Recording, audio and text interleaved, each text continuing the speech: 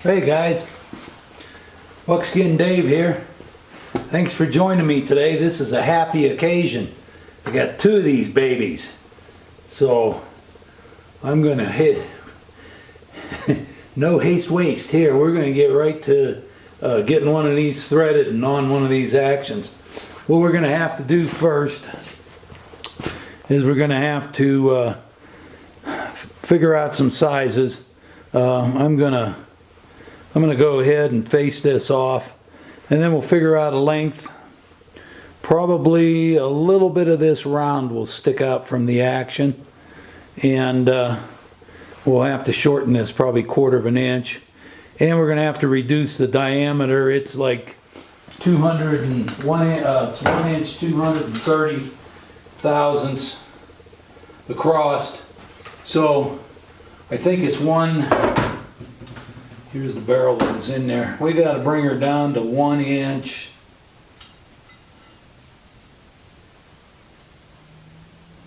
One inch 50 thousandths.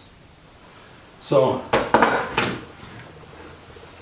I'm gonna get her dialed in and start doing a little cutting, and maybe we can get one of these put together here pretty quick. I'm just gonna fiddle with it today. I kind of got these late in the day, so probably I'll start off with a cup of coffee in the morning. I just want to fiddle a little bit and get my sizes and stuff together.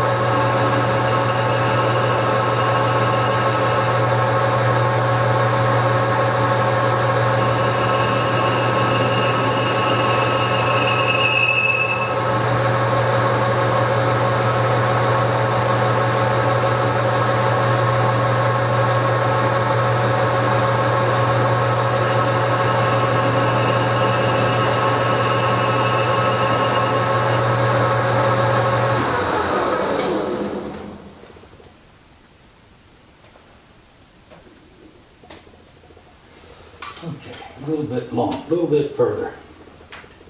Let's see, did you put that?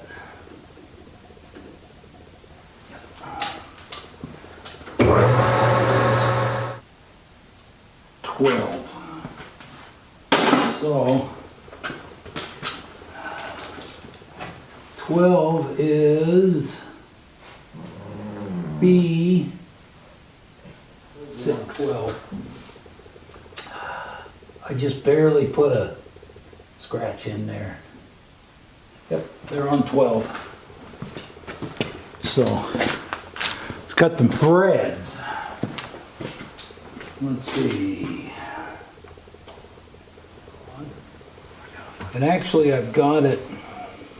I'm gonna have to figure out a way of, I'm gonna have to take this off and measure across here and find the center, so I could put the center of this flat on the center of that round surface.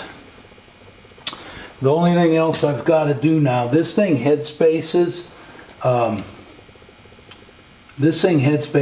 of the block, so the back of the thing, and I've got about 1/4 of an inch of barrel sticking out. That has to come down. That'll have to come off. That'll have to be faced off. And but otherwise, I think I'm pretty close to when I crank this up good. It will come in. If the flat isn't level when you're holding it up to your shoulder, the sight will look crooked. So got to get that level. But for right now, this is all I'm going to do tonight, and I'll see you guys in the morning. We'll get a fresh cup of coffee and we'll start working on this. But right now it's getting to the end of the day. So last night we left off with this threaded and ready to chamber. So I'm going to chamber it next, and then I'll make my there's kind of a half circle I got to cut out of there. You can see it here. Got to cut this little half circle, and then I got to cut this groove for the extractor. And as you can see, this is not correct. This is a 7 Mauser, and it doesn't have a rim that goes in there. This 4590 will actually have a little groove in there for the rim to fit into, and that will we'll let that flush, and then that will actually headspace between that rim and the block, closing the rolling block. That's your headspace. So it's really not real precise headspace, but it's got to be done right. So anyway, let's see, let's get that off there.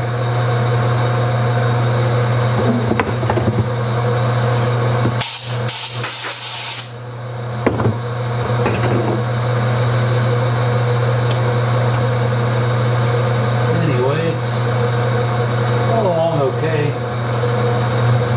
This chambering is a slow process, and you can mess it up, and you can break a cutter, a reamer. One thing, you don't have to pre-drill the 45 caliber hole. It's kind of big enough. We're just making it a little bit bigger for the case. Okay. Polish this chamber up.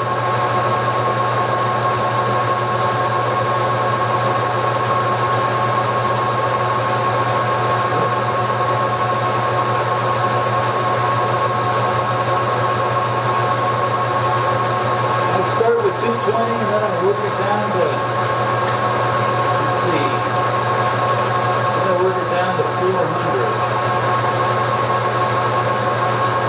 220, 320, and 400. That should be polished. So this little thing is where this roller, this block, rolls over. And it's not that it has to be precise, but it should be pretty generous, especially for a military weapon. If any dirt gets in there, you want to have enough clearance.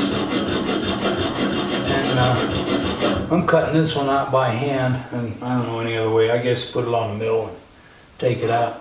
The workmanship on these rifles that I've seen over the years, the ones I've taken apart, go from, you know, not very precise to almost downright shoddy, and they work. It's a very simple system. This one actually was done pretty good, but it was done by hand. So we'll get her out of here. There we go.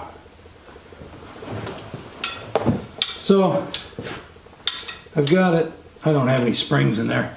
So I've got it so it's working, and one of the biggest things that concerns me is I want this top flat to be as level as possible, and I think it will be. I'll put the stock on and I'll be able to tell. So now there's just some fine finishing and fitting to do in there to make it smoother. It's not a real precise thing, but you know, all the markings and stuff have to be in the right place. So there we are. Finally, there's a barrel on it. Get you another cup of coffee. I'm gonna go stick the stock on and let's take a look at it. This out of the way.